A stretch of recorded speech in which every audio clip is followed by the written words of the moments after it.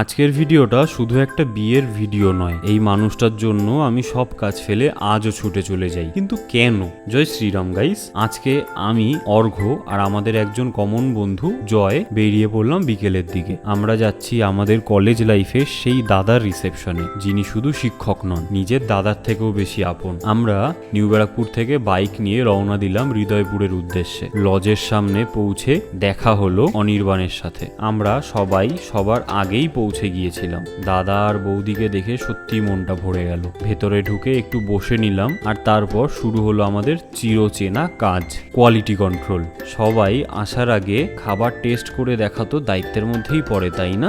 Mocktail, আড্ডা, হাসি ঠাট্টা, তারপর একে একে আমাদের পুরো গ্রুপ চলে এলো। দাদা বৌদির জন্য ছিল সুন্দর দুটো হাতঘড়ি আর একটা বুকে। এত বড় দল ছিল যে এক ফ্রেমে সবাইকে ধরাই যাচ্ছিল না। এরপর কিছু ছবি, অনেক হাসি আর শেষে জমিয়ে খাওয়া। সেদিনের গরম যতই কষ্ট দিক, খাবারের স্বাদ কিন্তু সব ভুলিয়ে দিয়েছিল, বিশেষ করে খাসির মাংস। রাত করে বাড়ি ফিরলাম, কারণ পরের দিন সকালেরও প্ল্যান ছিল। কিন্তু কিছু মানুষ জীবনে এমন থাকে যাদের বিশেষ দিনের জন্য সব প্ল্যানই একটু পিছিয়ে দেওয়া যায়। জীবনে অনেক সম্পর্ক আসে যায়, কিন্তু যারা সময়ের সঙ্গে পরিবার হয়ে যায় তাদের খুশির দিনে পাশে থাকাটাই আসল সৌভাগ্য।